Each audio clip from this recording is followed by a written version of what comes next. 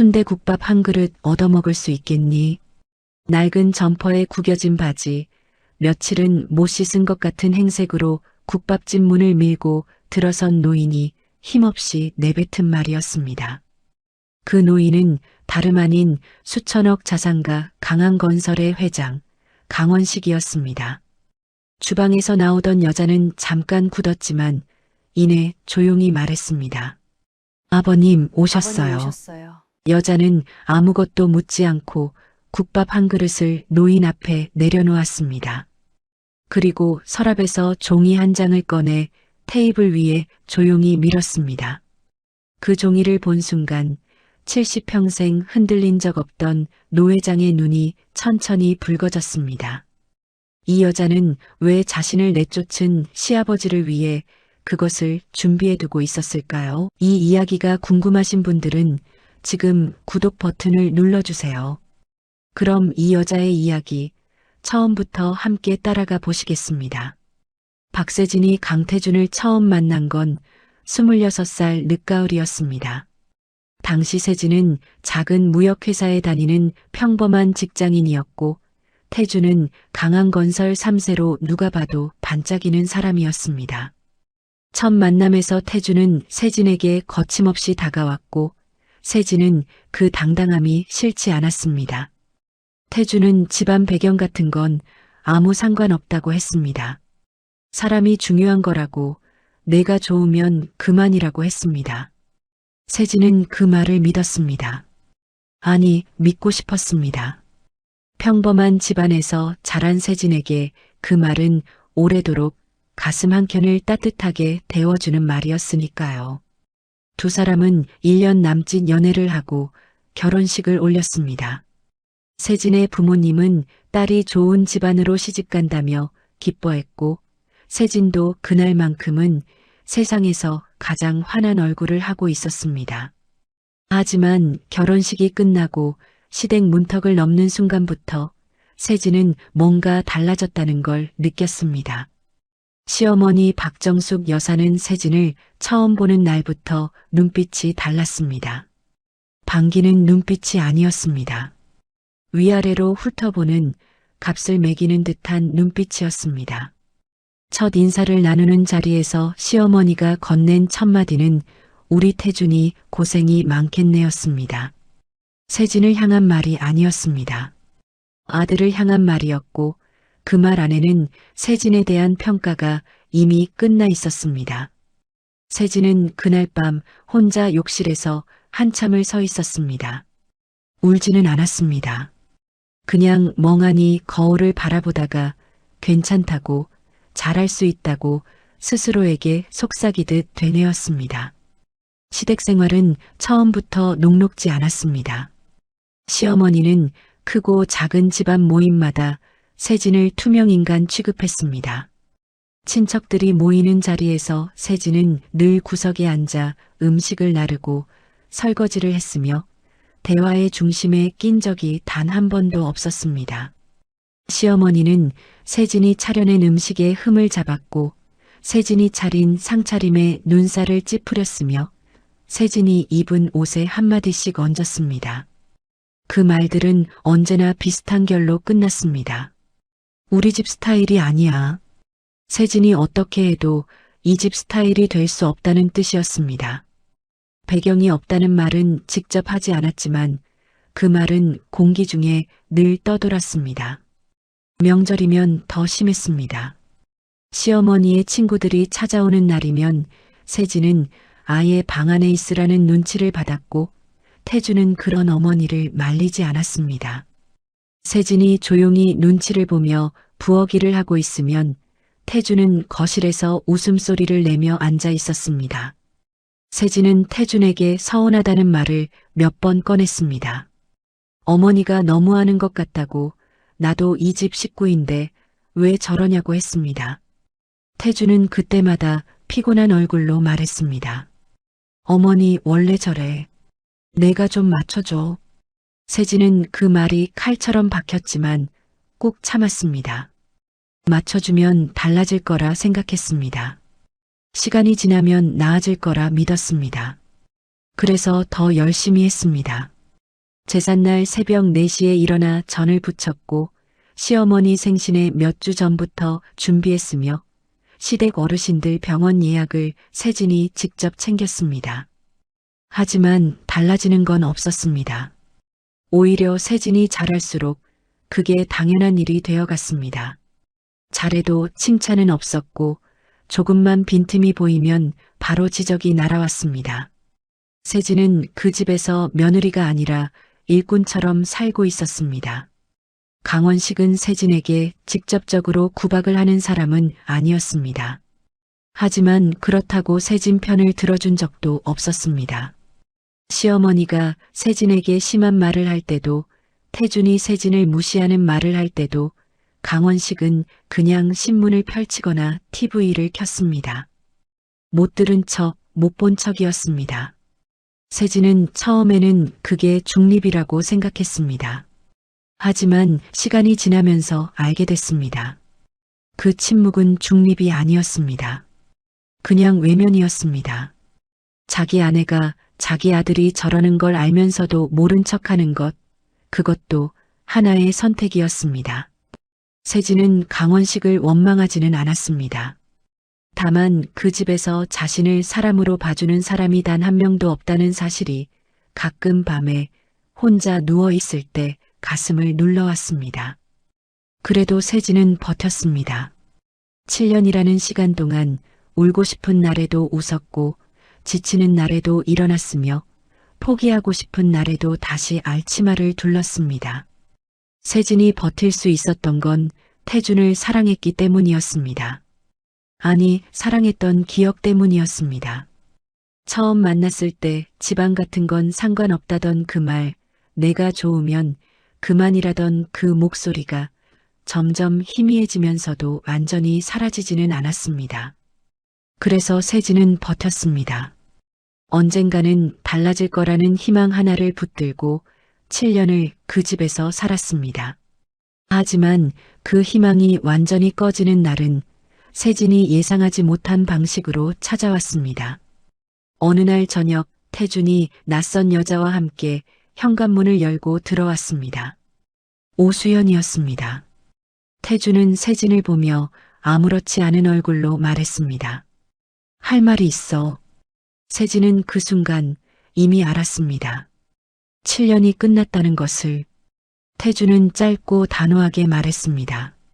더 이상 같이 살기 어렵다고 이혼하자고 했습니다.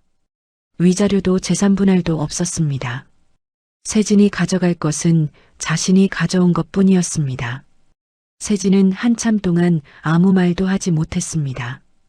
억울하다는 말도, 왜 그러냐는 말도, 울음도 나오지 않았습니다. 그냥 가슴 한가운데가 텅 비어버리는 것 같았습니다. 7년이라는 시간이 한꺼번에 무너지는 소리가 아무도 듣지 못하는 방식으로 세진의 귓속에서 울렸습니다. 세진은 그날 밤 조용히 도장을 찍었습니다. 떨리는 손을 들키지 않으려고 테이블 아래로 한번 꽉 쥐었다가 폈습니다. 그리고 아무 말 없이 짐을 쌌습니다. 오래 살았던 집인데 짐은 생각보다 많지 않았습니다. 세진이 이 집에서 진짜 자기 것으로 만든 게 아무것도 없었다는 뜻이었습니다. 짐을 들고 현관문을 나서는 날 아무도 나와 있지 않았습니다. 시어머니도 태준도 오수연도 없었습니다. 텅 빈 마당을 가로질러 대문을 향해 걷는데 뒤에서 낮은 목소리가 들렸습니다. 세진아. 강원식이었습니다. 세진은 걸음을 멈췄습니다. 강원식은 마당 한켠에 서서 세진을 바라보고 있었습니다. 말이 없었습니다. 한참 후에 강원식이 천천히 입을 열었습니다. 우리 집에 와줘서 고마웠다. 그것뿐이었습니다. 세진은 뒤돌아보지 않았습니다. 그냥 고개를 한번 끄덕이고 대문을 나섰습니다. 눈물은 골목을 다 빠져나간 뒤에야 났습니다. 참았던 것들이 한꺼번에 쏟아지는 것 같았습니다. 서러움도 억울함도 허탈함도 아니었습니다. 이상하게도 그 눈물은 고마움에 가까웠습니다. 7년 동안 단 한 번도 듣지 못했던 말을 마지막 순간에 들었다는 것이 세진의 가슴 어딘가를 오래도록 건드렸습니다. 세진이 짐을 풀어놓은 곳은 서울 외곽의 낡은 반지하 월세방이었습니다. 보증금도 넉넉하지 않았고 창문으로 들어오는 햇빛은 하루에 2시간이 채 되지 않았습니다. 시댁에서 나올 때 가져온 건 옷 몇 벌과 작은 가방 하나가 전부였습니다. 7년을 살았는데 손에 쥔 게 이것뿐이라는 사실이 첫날 밤 세진의 가슴을 무겁게 짓눌렀습니다. 하지만 세진은 오래 주저앉아 있지 않았습니다. 울 만큼 울었으면 일어서야 한다는 걸 세진은 몸으로 알고 있는 사람이었습니다. 다음 날 아침 세진은 일찍 일어나 씻고 구인 광고를 뒤졌습니다. 서러움을 곱씹고 있을 시간이 없었습니다. 살아야 했으니까요. 세진은 처음 몇 달을 식당 아르바이트로 버텼습니다. 새벽부터 저녁까지 서서 일했고 퇴근하면 발이 퉁퉁 부어 있었습니다. 하지만 이상하게도 그 시간이 나쁘지 않았습니다. 시댁에서 눈치 보며 밥을 차리던 것과 달리 여기서는 일한 만큼 돈이 생겼고 누구의 눈치도 볼 필요가 없었습니다. 세진은 그게 홀가분하다는 걸 처음으로 느꼈습니다. 자신이 번 돈으로 밥을 사 먹고 자신이 선택한 자리에서 잠을 자는 것이 이렇게 단단한 느낌인지 결혼 전에는 당연하게 여겼던 것들이 얼마나 소중한 것이었는지를 세진은 그제야 알았습니다. 1년쯤 지났을 때 세진은 작은 결심을 했습니다. 국밥집을 열겠다는 거였습니다. 번듯한 가게도 아니었고 큰 꿈도 아니었습니다.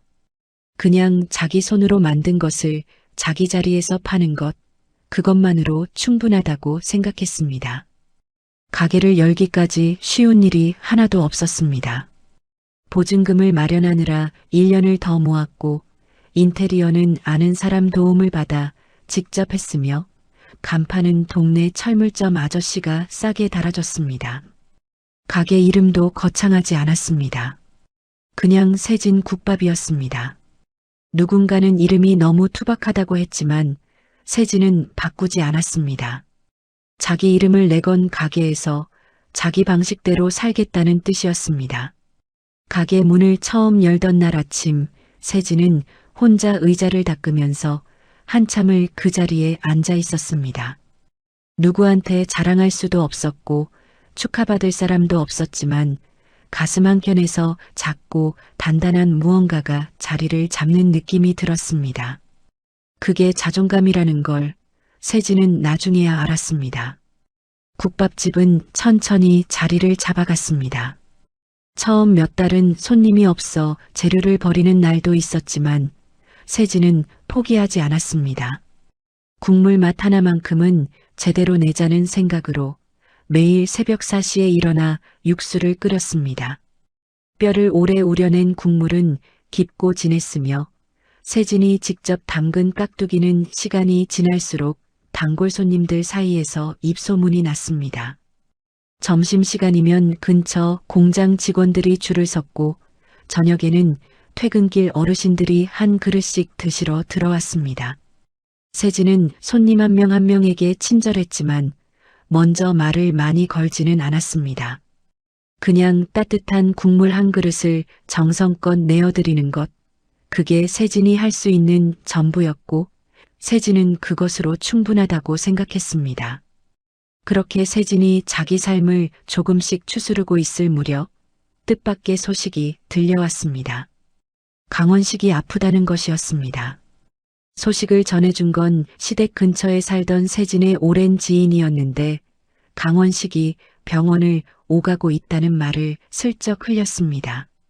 세진은 그 말을 듣는 순간 가슴 한 곳이 묘하게 움직이는 걸 느꼈습니다. 원망해야 할 사람이었습니다.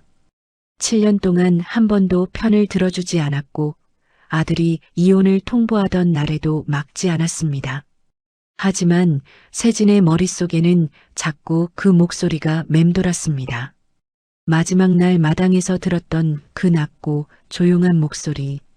우리 집에 와줘서 고마웠다. 그 한마디가 세진에게는 7년 중 유일하게 사람 대접을 받은 순간이었습니다. 나쁜 사람이 아니었습니다. 그냥 시대의 방식대로, 가부장의 방식대로 살아온 늙은 사람이었습니다. 세진은 그걸 알았기 때문에 그 한마디를 오래도록 마음에 품고 있었습니다. 며칠을 망설이다가 세진은 조용히 결심을 했습니다. 아무에게도 말하지 않고 혼자 병원을 찾아갔습니다. 강원식을 만나러 간 게 아니었습니다. 그냥 혹시라도 필요할 때를 위해 준비를 해두고 싶었습니다. 접수 창구에서 간 기증 관련 적합성 검사를 신청했고 몇 가지 검사를 받았습니다. 결과는 며칠 후에 나왔습니다. 적합 판정이었습니다. 세진은 그 결과지를 집으로 가져와 서랍 깊숙이 넣어뒀습니다. 누구에게 알릴 생각도 없었고 대가를 바라지도 않았습니다. 강원식이 알게 되든 모르게 되든 그건 세진에게 중요한 게 아니었습니다. 그냥 혹시라도 그 사람이 살 수 있는 방법이 있다면 자신이 그 방법이 될 수 있다는 것만으로 세진은 충분했습니다. 그리고 그 종이는 그렇게 세진의 서랍 안에서 오랫동안 조용히 잠들어 있었습니다. 세진의 국밥집은 그 후로도 변함없이 돌아갔습니다. 새벽에 일어나 육수를 끓이고 문을 열고 손님을 맞이하고 문을 닫고 다음 날을 준비했습니다. 누가 봐도 평범한 하루하루였습니다. 세진은 시댁 이야기를 입 밖에 낸 적이 없었고 강태준 이야기도 강원식 이야기도 하지 않았습니다. 그냥 오늘을 살았습니다. 그게 세진이 선택한 방식이었습니다. 하지만 세상은 세진이 잊으려 했던 것들을 그냥 두지 않았습니다. 강한건설에 관한 소문이 조금씩 들려오기 시작한 건 세진이 국밥집을 연 지 2해가 지났을 무렵이었습니다. 태준이 경영을 맡은 뒤로 회사가 흔들린다는 말, 오수연이 회사 돈에 손을 댔다는 말, 강원식이 병세가 깊어졌다는 말들이 세진의 귀에 조각조각 닿아왔습니다. 세진은 그 소문들을 듣고도 아무 말을 하지 않았습니다. 그냥 육수 냄비를 저었습니다. 자신이 할 수 있는 건 이미 해두었으니까요. 서랍 안에 조용히 접혀있는 그 종이 한 장처럼 세진은 그냥 자기 자리에서 기다렸습니다. 강한건설이 흔들리기 시작한 건 태준이 경영 전면에 나선 지 얼마 되지 않아서였습니다. 강원식이 병석에 눕기 시작하면서 회사 운영을 사실상 태준에게 넘긴 것이 화근이었습니다. 태준은 아버지가 수십 년에 걸쳐 쌓아온 것들을 물려받았지만 그것을 지키는 방법은 배우지 못한 사람이었습니다. 결정은 늘 빠르고 화려했지만 깊이가 없었고 주변의 쓴소리를 듣기보다는 자신이 듣고 싶은 말만 골라 들었습니다. 임원들 사이에서는 진작부터 우려의 목소리가 나왔지만 태준 앞에서 그 말을 꺼낼 수 있는 사람은 없었습니다. 오수연이 그 자리를 완전히 장악하고 있었기 때문이었습니다. 오수연은 태준 옆에 붙어 있는 것만으로도 회사 전체를 쥐고 흔드는 구조를 만들어냈습니다. 태준이 결정을 내리기 전에 항상 오수연의 귀에 먼저 들어갔고 오수연의 의중과 다른 방향으로 일이 흘러가면 어느 순간 그 일을 주도했던 사람이 회사를 떠나 있었습니다. 처음에는 눈치채지 못했지만 시간이 지나면서 회사 안에 남아있는 사람들은 모두 알게 됐습니다. 오수연의 심기를 거스르는 것은 곧 회사를 나가는 것과 같다는 것을요. 그래서 아무도 말하지 않았습니다. 다들 고개를 숙이고 자기 자리를 지키는데 급급했습니다.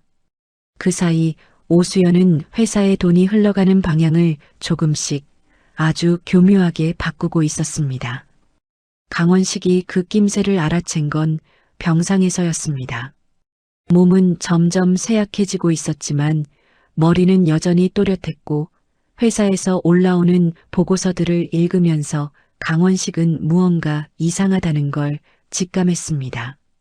숫자들이 맞지 않았습니다. 분명히 수익이 났어야 할 사업에서 손실이 잡혔고 분명히 정리됐어야 할 비용들이 여전히 빠져나가고 있었습니다. 강원식은 태준을 불렀습니다. 태준은 별것 아니라는 듯 웃으며 설명했지만 그 설명은 강원식의 의심을 가라앉히기보다 오히려 더 키웠습니다. 태준은 아버지가 걱정하는 게 못마땅한 눈치였습니다. 이제 자신이 하는 일이니 믿고 쉬라는 말투였습니다. 강원식은 더 이상 말을 잇지 않았습니다. 하지만 그 대화 이후로 강원식의 얼굴에서 편안함이 사라졌습니다. 강원식의 병명은 강경하였습니다. 처음 진단을 받은 것은 꽤 오래전 일이었지만 초기에는 약으로 관리가 됐습니다. 하지만 나이가 들고 스트레스가 쌓이면서 병세는 빠르게 악화됐습니다. 담당 의사는 강원식에게 솔직하게 말했습니다.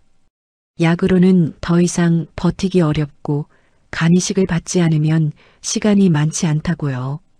강원식은 그 말을 듣고 한동안 아무 말도 하지 않았습니다. 창밖을 바라보며 오래 생각했습니다. 70평생을 살아오면서 죽음이라는 것을 막연하게만 생각했는데 이제 그것이 눈앞에 구체적인 형태로 다가와 있었습니다. 무섭지 않다고 하면 거짓말이었습니다. 하지만 강원식을 더 힘들게 한 건 죽음에 대한 두려움이 아니었습니다. 이대로 눈을 감으면 너무 많은 것들을 정리하지 못한 채 떠난다는 느낌이었습니다. 이식 수술을 받으려면 적합한 기증자가 필요했습니다. 가족 중에서 먼저 검사를 받아야 했고 담당 의사는 아들인 태준이 검사를 받아보는 게 좋겠다고 했습니다. 강원식은 태준에게 연락했습니다. 태준은 처음에는 알겠다고 했습니다. 하지만 약속한 날 태준은 나타나지 않았습니다. 다음 날 연락이 왔는데 일이 생겼다고 다음에 가겠다고 했습니다. 강원식은 아무 말하지 않고 전화를 끊었습니다. 그 다음 약속도 마찬가지였습니다. 태준은 또 오지 않았습니다. 이번엔 오수연이 몸이 안 좋다는 이유였습니다. 강원식은 병실 천장을 바라보며 오랫동안 아무 말도 하지 않았습니다. 아들이 오지 않는다는 사실보다 그 이유가 오수연 때문이라는 사실이 강원식의 가슴을 더 깊이 찔렀습니다. 담당 의사 김 선생은 조심스럽게 강원식에게 다른 가능성을 이야기했습니다. 가족 중 적합자를 찾기 어려운 경우 뇌사자 기증을 기다리거나 생체 기증 의사를 밝힌 다른 사람을 찾아야 한다고 했습니다. 대기자 명단에 올리면 되지만 언제 순서가 올지는 알 수 없다는 말도 덧붙였습니다. 강원식은 그 말을 듣고 눈을 감았습니다. 기다림이라는 것이 이제 자신에게 허락된 선택지가 아닐 수도 있다는 생각이 들었습니다. 그런데 그때 김 선생이 잠시 망설이다가 조심스럽게 말을 이었습니다. 사실 확인해 볼 게 하나 있다고 몇 년 전에 한 분이 자발적으로 검사를 받아두셨는데 적합 판정이 나왔었다고 했습니다. 강원식이 눈을 떴습니다. 누구냐고 물었습니다. 김 선생은 차트를 한번 확인하고 나서 조용히 이름을 말했습니다. 박세진이었습니다. 강원식은 그 이름을 듣는 순간 몸이 굳는 것 같았습니다. 박세진. 아들이 내쫓은 전 며느리였습니다. 7년을 무시당하고 아무것도 못 받고 쫓겨난 그 여자가 그것도 이혼당한 이후에 자신을 위해 조용히 검사를 받아뒀다는 것이었습니다. 강원식은 한동안 아무 말도 하지 못했습니다. 김 선생도 말이 없었습니다. 병실 안이 조용했습니다. 강원식의 머릿속에서는 세진이 짐을 들고 대문을 나서던 날의 뒷모습이 천천히 떠올랐습니다. 아무 말 없이 고개 한번 끄덕이고 나간 그 모습이 이렇게 오래도록 강원식의 가슴 어딘가에 남아 있었습니다. 강원식은 창밖을 보며 눈을 감았다 떴습니다. 그리고 오랜 침묵 끝에 천천히 말했습니다. 내가 직접 가야겠어. 김 선생이 놀란 눈으로 바라봤지만 강원식의 눈빛은 이미 결심이 서 있었습니다. 강원식이 병원을 나선 날은 흐린 아침이었습니다. 평소라면 기사가 대기하고 있었을 테고 수행원이 일정을 챙겼을 테지만 그날 강원식은 아무에게도 말하지 않았습니다. 병실 옷장에 걸려있던 낡은 점퍼를 꺼내 입고 구겨진 바지를 그대로 걸쳤습니다. 거울을 한번 봤습니다. 머리는 헝클어져 있었고 볼은 깊이 패여 있었으며 눈 아래는 거무스름하게 내려앉아 있었습니다. 수천억 자산가의 모습이 아니었습니다. 그냥 오래 아픈 늙은이의 얼굴이었습니다. 강원식은 그 얼굴을 잠시 바라보다가 고개를 돌렸습니다. 지금 이 모습이 오히려 맞는 것 같다는 생각이 들었습니다. 체면을 차리고 갈 자격이 자신에게 없다는 걸 강원식은 알고 있었습니다. 세진의 국밥집 주소는 김 선생을 통해 어렵지 않게 알아냈습니다. 강원식은 버스를 탔습니다. 오랜만에 타는 버스였습니다. 사람들 틈에 끼어 손잡이를 잡고 서 있는데 아무도 강원식을 알아보지 못했습니다. 당연한 일이었습니다. 회장 양복을 입고 수행원을 거느린 사람이 아니라 그냥 낡은 점퍼를 입은 말없는 노인이었으니까요. 강원식은 그 익명의 느낌이 낯설었습니다. 하지만 싫지는 않았습니다. 평생 강한건설 회장이라는 이름표를 달고 살았는데 오늘만큼은 그냥 늙은 사람 한 명으로 있어도 괜찮겠다는 생각이 들었습니다. 버스는 서울 외곽 골목길로 접어들었고 강원식은 창밖으로 흘러가는 낡은 건물들을 말없이 바라봤습니다. 세진의 국밥집은 좁은 골목 안쪽에 있었습니다. 간판은 작고 단순했습니다. 세진 국밥이라는 글자가 흰 바탕에 검은 글씨로 적혀 있었습니다. 강원식은 골목 입구에서 한참을 서 있었습니다. 발이 쉽게 떨어지지 않았습니다. 안으로 들어가면 뭐라고 해야 할지, 세진이 문을 열어줄지, 아니면 그냥 돌아서 버릴지 여러 생각이 머릿속을 오갔습니다. 강원식은 이제까지 살면서 누군가에게 무릎을 꿇어야 했던 순간이 없었습니다. 아니, 정확히 말하면 무릎을 꿇지 않아도 되는 자리에서만 살아왔습니다. 그런데 지금은 달랐습니다. 여기서 돌아가면 다른 방법이 없었습니다. 강원식은 크게 숨을 한번 들이쉬고 천천히 발을 내디뎠습니다. 국밥집 문을 밀고 들어서는 순간 따뜻한 국물 냄새가 먼저 났습니다. 점심시간이 막 지난 터라 손님은 두세 명뿐이었습니다. 주방 쪽에서 그릇을 닦던 세진이 인기척에 고개를 들었습니다. 두 사람의 눈이 마주쳤습니다. 세진의 손이 잠깐 멈췄습니다. 강원식이 누구인지 모를 리 없었습니다. 7년을 한 집에서 살았던 시아버지였습니다. 하지만 세진은 놀란 기색을 금방 추슬렀습니다. 그리고 조용히 앞치마에 손을 닦으며 말했습니다. 아버님 오셨어요. 강원식은 그 말을 듣고 가슴이 내려앉는 것 같았습니다. 쫓겨난 사람이 쫓아낸 사람을 저렇게 맞이한다는 것이 당연한 일이 아니었습니다. 강원식은 구석 자리에 앉았습니다. 세진은 물 한 잔을 가져다 놓고 아무것도 묻지 않았습니다. 강원식은 잠시 테이블 위를 바라보다가 힘없이 말문을 열었습니다. 목소리는 낮고 작았습니다. 나 지금 아무것도 없다 순대국밥 한 그릇만 먹을 수 있겠니? 그 말 속에는 여러 겹의 의미가 담겨 있었습니다. 표면적으로는 끼니를 구하는 말이었지만 그 안에는 시험이 있었습니다. 자신이 아무것도 없는 사람이라는 걸 알면서도 세진이 어떻게 나오는지 보고 싶었습니다.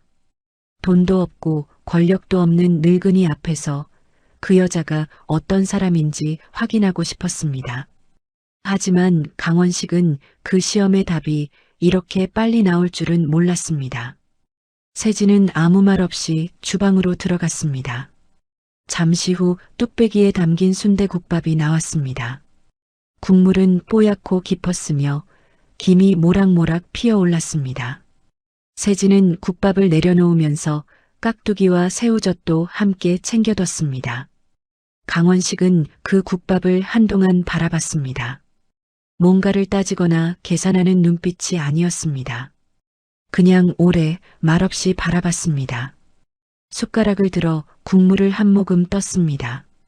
뜨거운 국물이 식도를 타고 내려가면서 이상하게도 눈물이 날 것 같았습니다. 언제부터인가 이렇게 따뜻한 것을 받아본 적이 없었습니다. 아들도 며느리도 주변 사람도 아무도 이렇게 그냥 아무것도 묻지 않고 뭔가를 내어준 적이 없었는데 이 여자는 그냥 국밥을 줬습니다. 강원식이 국밥을 반쯤 비웠을 때 세진이 조용히 다가왔습니다. 그리고 아무 말 없이 서랍을 열었습니다. 손이 잠깐 멈칫하는가 싶더니 접혀있던 종이 한 장을 꺼내 테이블 위에 조용히 밀었습니다. 강원식은 그 종이를 내려다봤습니다. 병원 이름이 적힌 검사 결과지였습니다. 날짜를 확인했습니다. 몇 년 전이었습니다. 세진이 이혼한 직후였습니다. 내용을 읽었습니다. 간 기증 적합성 검사 결과 적합 판정이라고 적혀 있었습니다. 강원식은 그 종이를 손에 쥔 채로 오랫동안 아무 말도 하지 못했습니다. 손이 떨렸습니다. 70평생 떨지 않던 손이 그 종이 한 장 앞에서 떨렸습니다. 세진은 강원식의 맞은편에 조용히 앉았습니다. 설명하지 않았습니다. 변명도 요구도 없었습니다. 그냥 거기 있었습니다. 강원식은 떨리는 목소리로 물었습니다. 왜 이걸 갖고 있었냐고, 왜 아무 말도 안 했냐고요. 세진은 잠시 창밖을 바라보다가 조용히 말했습니다. 혹시 필요하실 것 같아서요. 그게 다였습니다. 더 이상의 설명이 없었습니다. 강원식은 그 말을 듣고 고개를 숙였습니다. 눈물이 테이블 위로 떨어졌습니다. 수천억짜리 회사를 일군 사람이, 평생 고개 한번 숙인 적 없던 사람이, 전 며느리가 운영하는 작은 국밥집 구석 자리에서 소리 없이 울었습니다. 세진은 아무 말도 하지 않았습니다. 그냥 조용히 국밥이 식지 않도록 뚝배기 뚜껑을 덮어줬습니다. 그것이 세진이 할 수 있는 가장 따뜻한 위로였습니다. 강원식이 국밥집을 나선 날 이후로 두 사람 사이에는 말로 설명하기 어려운 무언가가 생겼습니다. 적대감도 아니었고 화해라고 부르기도 어색했습니다. 그냥 오래 쌓였던 것들이 그날 조용히 내려앉은 것 같은 느낌이었습니다. 강원식은 병원으로 돌아가는 버스 안에서 내내 창밖만 바라봤습니다. 머릿속이 복잡했습니다. 세진을 시험하러 갔는데 정작 무너진 건 자신이었습니다. 망한 줄 알면서도 아무것도 바라지 않고 국밥을 내어준 여자, 이혼당한 이후에도 조용히 검사를 받아두고 아무 말 없이 기다린 여자. 강원식은 평생 사람을 볼 줄 안다고 생각했는데 정작 가장 가까이 있던 사람을 제대로 보지 못했다는 사실이 가슴을 무겁게 짓눌렀습니다.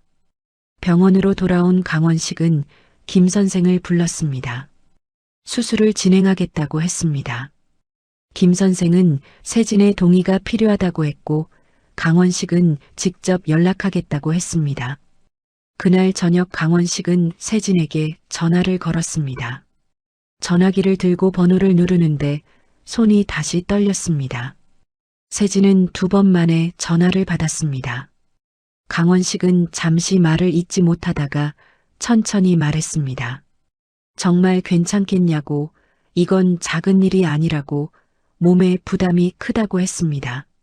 세진은 짧게 대답했습니다. 이미 오래전에 결정한 거예요. 강원식은 그 말을 듣고 한참 동안 전화를 끊지 못했습니다. 세진이 먼저 조심히 들어가 쉬시라고 하고 나서야 통화가 끝났습니다.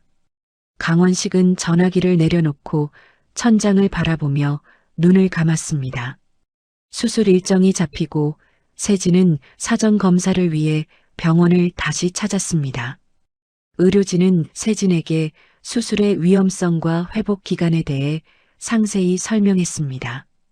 간의 일부를 기증하는 것은 기증자에게도 적지 않은 부담이었습니다. 회복에는 몇 달이 걸릴 수 있었고 그동안 국밥집 문을 닫아야 할 수도 있었습니다. 세진은 그 모든 설명을 조용히 들었습니다. 얼굴에 두려움이 없었다고 하면 거짓말이었습니다. 하지만 세진의 눈빛은 흔들리지 않았습니다. 오래전에 이미 마음을 정한 사람의 눈빛이었습니다. 동의서에 서명을 하면서 손이 잠깐 멈칫했지만 세진은 천천히 그리고 단단하게 서명을 마쳤습니다. 그 종이를 내려놓으면서 세진은 작게 숨을 내쉬었습니다. 이제 돌이킬 수 없다는 것을 세진은 알았습니다. 그리고 그게 두렵지 않았습니다. 한편 태주는 아버지가 수술을 앞두고 있다는 소식을 뒤늦게 전해 들었습니다.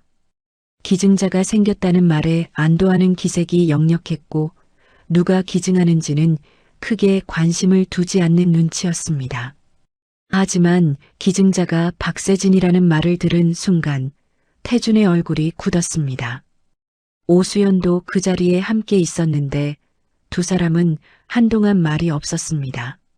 태준은 이상하다는 듯 말했습니다. 왜 세진이 그런 걸 하냐고, 무슨 속셈이냐고 했습니다.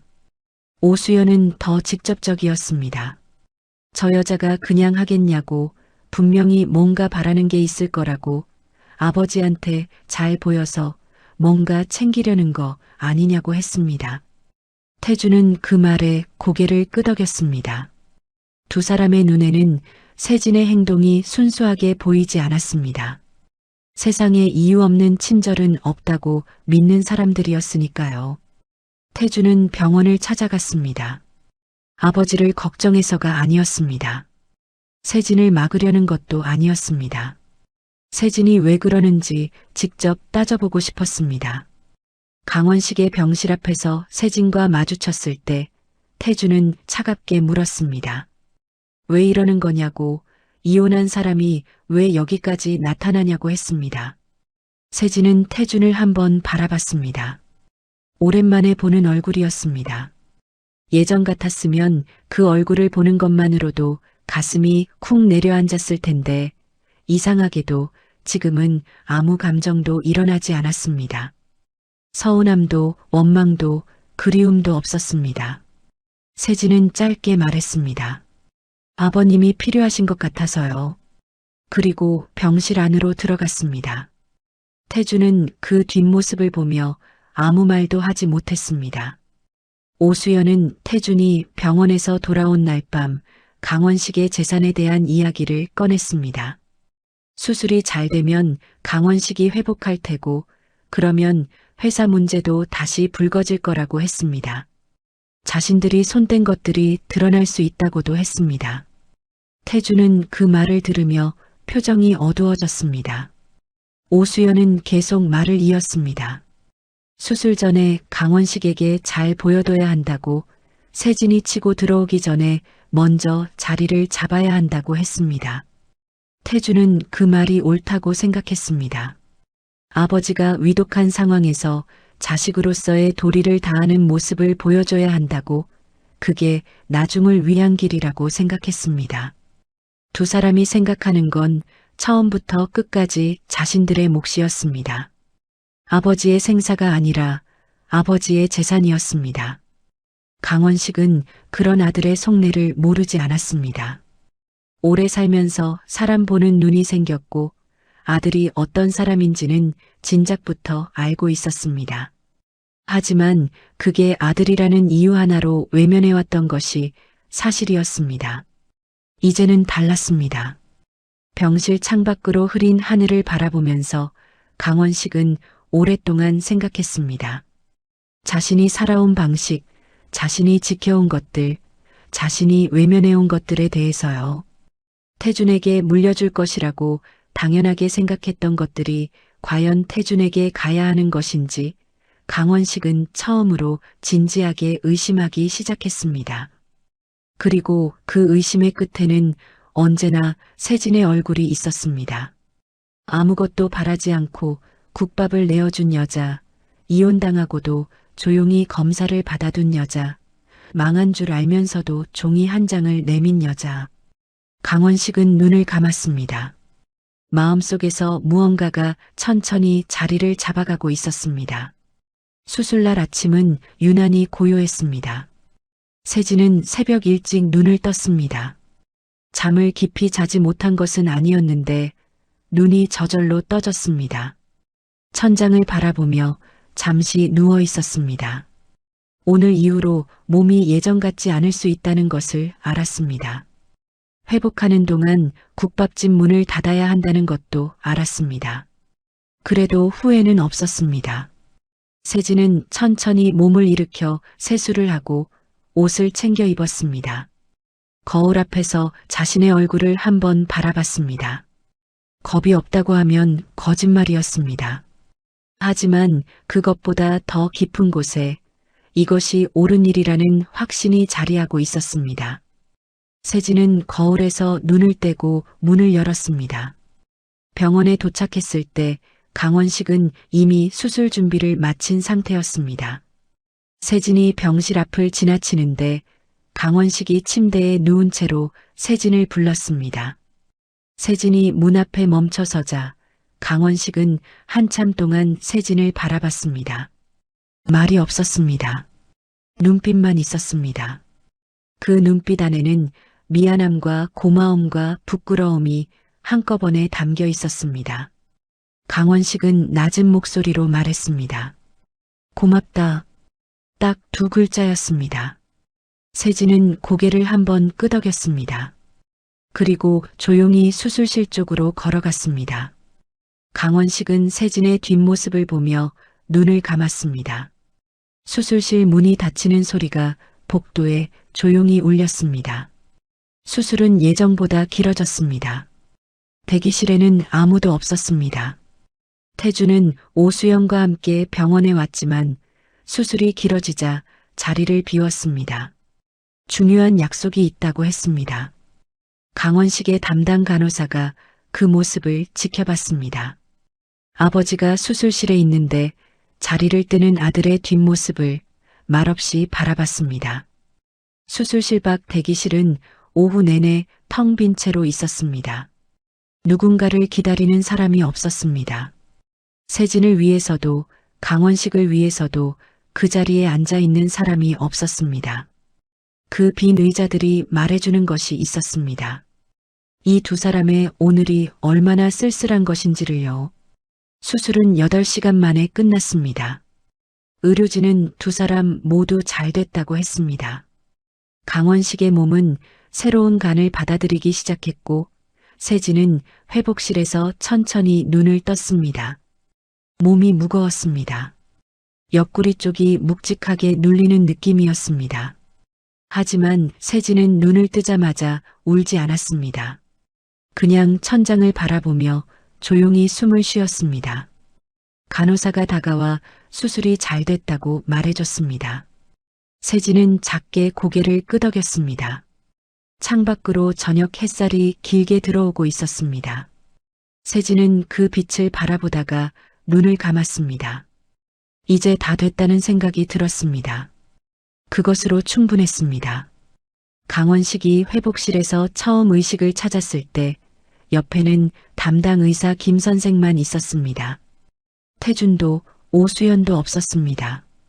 강원식은 눈을 뜨자마자 세진이 어떻게 됐냐고 물었습니다. 김 선생은 수술이 잘 됐고 세진도 회복 중이라고 했습니다. 강원식은 그 말을 듣고 눈을 다시 감았습니다. 안도의 숨이 길게 새어나왔습니다. 한참 후에 강원식은 조용히 물었습니다. 태준이 왔냐고요? 김 선생은 잠시 왔다가 갔다고 했습니다. 강원식은 더 묻지 않았습니다. 그냥 눈을 감은 채로 있었습니다. 더 이상 확인하지 않아도 알 수 있는 것들이 있었습니다. 강원식은 그것들을 이미 알고 있었고 이제는 더 이상 외면하지 않기로 했습니다. 강원식이 회복하는 동안 바깥에서는 조용히 일들이 진행되고 있었습니다. 강원식이 병석에 있는 사이 회사 내부에서 흘러나온 자료들이 조금씩 외부로 퍼지기 시작했습니다. 오수연이 수년에 걸쳐 회사 자금을 빼돌렸다는 정황이 담긴 문서들이었습니다. 처음에는 소문 수준이었지만 시간이 지나면서 구체적인 금액과 경로가 드러나기 시작했습니다. 강원식의 오랜 측근 중 한 명이 조용히 자료를 정리해 관련 기관에 제출한 것이었습니다. 태주는 그 사실을 뒤늦게 알았고 오수연을 다그쳤지만 오수연은 이미 발을 빼고 있었습니다. 태준이 모르는 사이 오수연은 자신에게 불리한 것들을 조용히 정리하고 있었습니다. 태준은 그제야 자신이 오수연에게 이용당해왔다는 것을 느꼈지만 이미 늦어 있었습니다. 강원식은 회복하면서 조금씩 상황을 파악했습니다. 측근을 통해 보고를 받았고 오수연과 관련된 비리의 전모를 알게 됐습니다. 강원식은 오랫동안 말이 없었습니다. 분노가 없었다고 하면 거짓말이었습니다. 하지만 그 분노는 뜨겁게 타오르는 종류가 아니었습니다. 차갑고 깊었습니다. 강원식은 자신이 너무 많은 것을 외면해왔다는 것을 알았습니다. 아들의 됨됨이를, 며느리의 본색을, 그리고 진짜 가족이 누구였는지를요. 강원식은 천천히 몸을 추스르면서 마음속으로 결심을 굳혀갔습니다. 살아있는 동안 해야 할 일이 있었습니다. 바로 잡아야 할 것들이 있었습니다. 그리고 그 시작은 세진에게 가는 것이었습니다. 오수연에 대한 조사가 본격적으로 시작된 것은 강원식이 퇴원하고 얼마 지나지 않아서였습니다. 수년에 걸쳐 강한건설의 자금을 빼돌린 정황이 구체적인 증거와 함께 드러났고 관련 기관은 오수연을 정식으로 소환했습니다. 오수연은 처음에는 모른다고 했습니다. 자신은 아무것도 관여하지 않았다고 태준이 시킨 일이라고 했습니다. 하지만 자료는 거짓말을 하지 않았습니다. 오수연의 이름이 적힌 계좌로 흘러들어간 돈의 흔적이 선명했고 오수연이 직접 지시한 것으로 보이는 문서들도 하나둘씩 나왔습니다. 오수연은 결국 모든 것을 부인할 수 없는 상황에 몰렸습니다. 화려하고 당당하던 그 모습은 어디에도 없었습니다. 조사실에 앉아있는 오수연은 그냥 작고 초라한 사람이었습니다. 태주는 오수연이 조사를 받기 시작하면서 완전히 무너졌습니다. 오수연이 자신에게 불리한 진술을 할 수도 있다는 두려움에 밤잠을 이루지 못했고 변호사를 선임하느라 남아있던 돈을 쏟아부었습니다. 회사는 이미 신뢰를 잃은 지 오래였습니다. 주요 거래처들이 하나둘씩 등을 돌렸고 직원들은 동요했으며 강한건설이라는 이름이 더 이상 예전과 같은 무게를 갖지 못한다는 걸 업계 사람들은 모두 알고 있었습니다. 태주는 아버지를 찾아갔습니다. 도움을 구하러 간 것이었습니다. 하지만 강원식은 태준을 보면서 오랫동안 아무 말도 하지 않았습니다. 그 침묵이 태준에게는 어떤 말보다 무거웠습니다. 강원식은 천천히 말했습니다. 내가 선택한 것들이니 내가 감당해야 한다고요. 태준은 그 말을 듣고 아무것도 말하지 못한 채 돌아섰습니다. 오수연은 결국 법적 처벌을 피하지 못했습니다. 횡령과 배임 혐의가 인정됐고 재판이 시작됐습니다. 태준도 일부 혐의에서 자유롭지 못했습니다. 경영 판단의 실패를 넘어서 오수연의 행위를 묵인하거나 방조했다는 정황이 있었기 때문이었습니다. 두 사람은 법정에서 서로에게 책임을 미루는 모습을 보였습니다.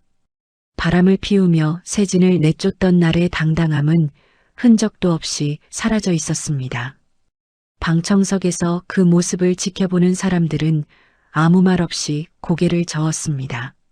사람이 저렇게도 되는구나 라는 말이 여기저기서 흘러나왔습니다. 오수연은 재판이 끝나고 태준 곁을 떠났습니다. 이용할 것이 없어진 자리에는 미련도 없었습니다. 태주는 그렇게 혼자 남겨졌습니다. 강원식은 그 모든 과정을 지켜보면서 마음속으로 오래전부터 결심해온 것을 실행에 옮겼습니다. 변호사를 불렀습니다. 유 원장을 고치기 위해서였습니다. 변호사는 강원식의 뜻을 듣고 잠시 놀란 표정을 지었지만 강원식의 눈빛이 흔들리지 않는다는 것을 확인하고는 말없이 서류를 준비했습니다. 강원식은 천천히 그리고 또렷하게 자신의 뜻을 밝혔습니다. 강한건설의 지분과 개인 자산 전부를 박세진에게 남긴다고 했습니다. 태준에게는 아무것도 남기지 않겠다고 했습니다. 변호사가 한 번 더 확인했습니다. 강원식은 다시 한번 말했습니다. 변함없다고요. 유 원장의 서명을 하면서 강원식의 손은 떨리지 않았습니다. 오히려 오랫동안 무거웠던 것이 내려앉는 느낌이 들었습니다. 이제야 제자리를 찾아가는 것 같았습니다. 세진은 그 사실을 한참 후에야 알게 됐습니다. 강원식이 직접 말해준 것은 아니었습니다. 강원식의 측근 변호사가 세진을 조용히 찾아와 전달했습니다. 세진은 그 말을 듣고 한동안 아무 말도 하지 못했습니다. 머릿속이 하얘지는 것 같았습니다. 유산을 바라고 한 일이 아니었습니다. 단 한 번도 그런 생각을 해본 적이 없었습니다. 세진은 변호사에게 물었습니다. 정말이냐고, 아버님이 직접 그렇게 하신 거냐고요. 변호사는 그렇다고 했습니다. 강원식이 직접 결정한 것이고 누구의 강요도 없었다고 했습니다. 세진은 한참 동안 창밖을 바라봤습니다. 눈물이 날 것 같았습니다. 아니, 이미 나고 있었습니다. 소리 없이 흘러내리는 눈물을 세진은 닦지 않았습니다. 그냥 흘러가도록 뒀습니다. 세진이 강원식을 다시 찾아간 것은 그로부터 며칠 후였습니다. 강원식은 자택에서 요양 중이었습니다. 세진이 찾아온다는 말을 듣고 강원식은 오랫동안 준비했습니다. 무슨 말을 해야 할지 생각했습니다. 하지만 세진이 문을 열고 들어서는 순간 강원식은 준비했던 말들이 다 사라지는 것 같았습니다. 그냥 세진을 바라봤습니다. 세진도 강원식을 바라봤습니다. 수술 이후로 처음 보는 얼굴이었습니다. 강원식의 얼굴은 많이 야위어 있었지만 눈빛은 예전보다 맑았습니다. 세진은 손에 들고 온보온 도시락을 테이블 위에 놓았습니다. 순대국밥이었습니다. 강원식은 그것을 보고 낮게 웃었습니다. 오랜만에 나오는 웃음이었습니다. 세진도 작게 웃었습니다. 두 사람은 한동안 그렇게 말없이 마주 앉아 있었습니다. 강원식은 세진에게 유 원장에 대해 직접 말했습니다. 세진이 사양하려 했지만 강원식은 손을 들어 막았습니다. 그리고 천천히 말했습니다. 이건 보상이 아니라고, 그냥 제자리를 찾아주는 거라고 했습니다. 7년 동안 이 집 식구였던 사람이 아무것도 없이 쫓겨났는데 그게 맞지 않았다고 했습니다. 세진은 강원식의 말을 듣다가 고개를 숙였습니다. 목이 메어왔습니다. 강원식이 말을 이었습니다. 자신이 막지 못한 것들에 대해서, 외면했던 것들에 대해서 짧지만 진심이 담긴 말들을 했습니다. 세진은 고개를 들지 못했습니다. 눈물이 다시 흘렀습니다. 이번에는 서럽지 않았습니다. 오래 기다렸던 무언가가 마침내 도착한 것 같은 그런 눈물이었습니다. 세진이 강원식의 유산을 받아들이기로 결심하기까지는 꽤 오랜 시간이 걸렸습니다. 처음에는 거절하고 싶었습니다. 이건 자신이 바라던 것이 아니었고 이걸 받으면 자신이 해온 것들의 의미가 달라질 것 같은 느낌이 들었습니다. 대가 없이 한 일이 결국 대가로 돌아온다는 것이 세진에게는 오히려 불편했습니다. 하지만 시간이 지나면서 생각이 바뀌었습니다. 강원식이 한 말이 자꾸 머릿속에 맴돌았습니다. 이건 보상이 아니라 제자리를 찾아주는 거라는 말이요. 세진은 그 말의 의미를 천천히 곱씹었습니다. 7년을 살면서 아무것도 갖지 못했던 것, 아무것도 못 받고 나온 것, 그것이 맞지 않았다는 것을 강원식도 알고 있었습니다. 세진은 결국 받아들이기로 했습니다. 강원식의 뜻을 거스르는 것이 오히려 그 마음을 외면하는 일이라는 것을 알았습니다. 강한건설은 강원식이 회복하면서 조금씩 안정을 찾아갔습니다. 오수연이 빠져나간 자리, 태준이 망가뜨린 것들을 강원식의 측근들이 하나씩 수습했습니다. 강원식은 직접 경영에 나서지는 않았지만 오랜 임원들에게 힘을 실어줬고 신뢰할 수 있는 사람들에게 자리를 맡겼습니다. 회사가 완전히 예전으로 돌아가기까지는 시간이 더 필요했지만 방향만큼은 제대로 잡혔습니다. 강원식은 그 과정을 지켜보면서 자신이 살아있는 동안 이것을 바로잡을 수 있었다는 것에 안도했습니다. 만약 그날 세진을 찾아가지 않았다면, 만약 그 국밥 한 그릇을 받지 않았다면, 만약 그 종이 한 장을 보지 못했다면 강원식은 아무것도 모른 채 눈을 감았을 것입니다. 그 생각이 들 때마다 강원식은 조용히 눈을 감았다가 떴습니다. 세진은 유산을 받은 이후에도 국밥집 문을 다시 열었습니다. 회복 기간이 끝나고 몸이 어느 정도 돌아왔을 때 세진이 가장 먼저 한 일은 새벽에 일어나 육수를 끓이는 것이었습니다. 주변 사람들은 이제 그럴 필요가 없지 않냐고 했습니다. 돈 걱정 안 해도 되는데 왜 굳이 그 힘든 일을 계속하냐고 했습니다. 세진은 그 말에 그냥 웃었습니다. 대답하지 않았습니다. 세진에게 국밥집은 돈을 버는 곳이 아니었습니다. 자신이 선택한 자리, 자신이 만들어낸 공간이었습니다. 시댁에서 눈치 보며 밥을 차리던 것과는 달리 여기서는 세진이 주인이었습니다. 그 느낌을 세진은 포기하고 싶지 않았습니다. 아무리 많은 것이 생겨도 자기 손으로 만든 것의 온기는 다른 무엇으로도 대신할 수 없었습니다. 강원식은 퇴원 이후로 세진의 국밥집을 자주 찾았습니다. 처음에는 일주일에 한 번이었는데 어느새 2번이 됐고 날씨가 좋은 날이면 그냥 걸어서 오기도 했습니다. 강원식이 오면 세진은 말없이 국밥을 내왔습니다. 강원식은 천천히 먹었습니다. 두 사람이 긴 대화를 나누는 일은 드물었습니다. 하지만 그 침묵이 어색하지 않았습니다. 오히려 편했습니다. 강원식은 그 조용한 시간이 좋았습니다. 평생을 소란스럽게 살았는데 이렇게 말없이 따뜻한 국물 한 그릇을 앞에 두고 앉아 있는 것이 이렇게 편안한 줄 몰랐습니다. 세진도 마찬가지였습니다. 강원식이 조용히 앉아 국밥을 먹는 모습을 보면서 세진은 이상하게도 마음이 놓였습니다. 오래전에 잃어버렸다고 생각했던 무언가가 조용히 돌아온 것 같은 느낌이었습니다. 태주는 그 이후로 세진 앞에 나타나지 않았습니다. 오수연도 마찬가지였습니다. 재판이 진행되는 동안 두 사람의 이름은 종종 뉴스에 올랐지만 세진은 그 이름을 들어도 마음이 흔들리지 않았습니다. 미워하지 않았습니다. 그렇다고 용서했다는 말도 맞지 않았습니다. 그냥 그 사람들이 세진의 삶에서 더 이상 자리를 차지하지 않게 됐다는 것이 정확했습니다. 세진이 신경 쓸 일이 아니었습니다. 세진은 자신의 하루를 살아가는데 집중했습니다.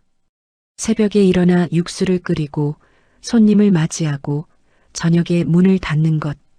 그 반복 안에서 세진은 조용한 단단함을 쌓아갔습니다. 어느 늦가을 오후 강원식이 국밥집에 들어서면서 처음으로 먼저 말을 걸었습니다. 요즘 어떠냐고, 몸은 괜찮냐고 했습니다. 세진은 국밥을 내오면서 괜찮다고 했습니다. 강원식은 잠시 국물을 바라보다가 낮게 말했습니다. 고맙다고, 살아있어서 고맙다고 했습니다. 세진은 그 말을 듣고 잠깐 멈췄습니다. 그리고 조용히 웃으며 말했습니다. 저도요. 두 사람은 그 말 이후로 다시 말이 없었습니다. 강원식은 천천히 국밥을 먹었고 세진은 주방에서 다음 국물을 준비했습니다. 골목 밖으로는 늦가을 바람이 지나갔습니다. 국밥집 안은 따뜻했습니다. 그것으로 충분했습니다. 세진의 이야기는 화려하지 않습니다. 복수도 없었고 통쾌한 반격도 없었습니다. 그냥 자기 자리에서 묵묵히 살아온 사람이 결국 자기 자리를 찾은 이야기입니다. 무시당하고 쫓겨난 자리에서도 사람에 대한 예의를 잃지 않았던 것, 아무도 모르게 준비해뒀던 종이 한 장이 결국 모든 것을 바꾼 것, 그리고 가장 단단한 것은 언제나 가장 조용한 곳에 있다는 것. 세진은 그것을 몸으로 증명한 사람이었습니다. 여러분의 삶에도 그런 순간이 있으신가요? 아무도 알아주지 않아도 그냥 옳다고 생각하는 것을 조용히 해온 순간들이요. 그 순간들이 쌓여서 결국 가장 중요한 자리를 만들어낸다는 것을 세진의 이야기가 말해주고 있습니다.